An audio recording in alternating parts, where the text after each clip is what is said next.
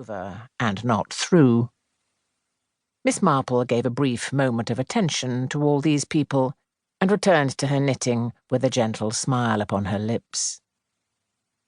Mr. Petherick gave the dry little cough with which he usually prefaced his remarks. "What is that you say, Raymond? Unsolved mysteries? Huh? And what about them?" "Nothing about them," said Joyce Lempriere.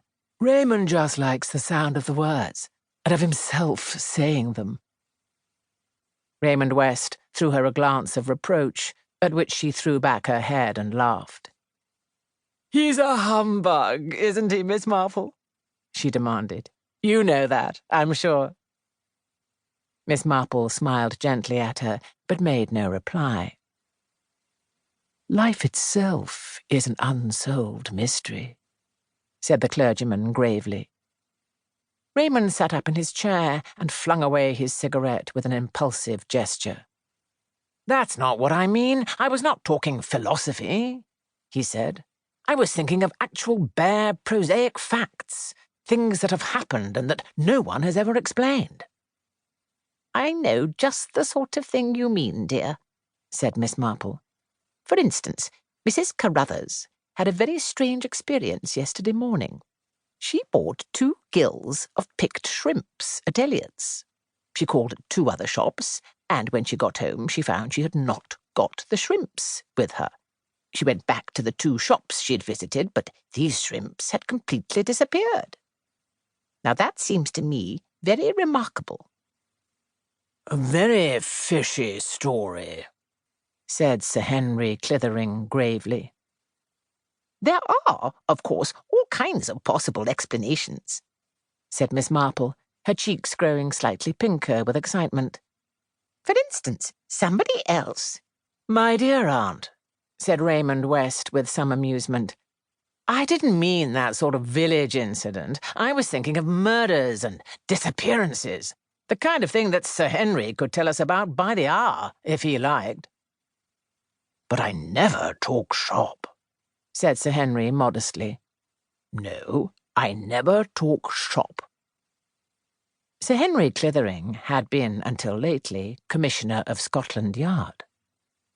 "I suppose there are a lot of murders and things that never are solved by the police," said Joyce Lempriere. "That is an admitted fact, I believe," said Mr. Petherick. "I wonder," said Raymond West, "what class of brain really succeeds best in unravelling a mystery? One always feels that the average police detective must be hampered by lack of imagination." "That is the layman's point of view," said Sir Henry dryly. "You really want a committee," said Joyce, smiling. "For psychology and imagination go to the writer." She made an ironical bow to Raymond, but he remained serious. "The art of writing gives one an insight into human nature," he said gravely. "One sees, perhaps, motives that the ordinary person would pass by." "I know, dear," said Miss Marple, "that your books are very clever, but do you think that people are really so unpleasant as you make them out to be?" "My dear aunt," said Raymond gently, "keep your beliefs. Heaven forbid that I should in any way shatter them." "I mean," said Miss Marple, puckering her brow a little as she counted the stitches in her knitting, "that so many people seem to me not to be either bad or good, but simply, very silly." Mr. Petherick gave his dry little cough again.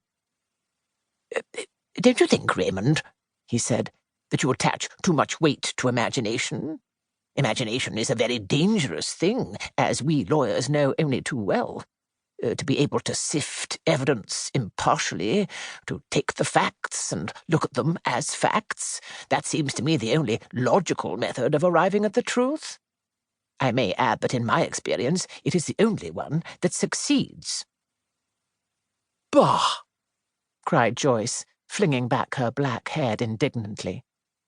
"I bet I could beat you all at this game. I am not only a woman,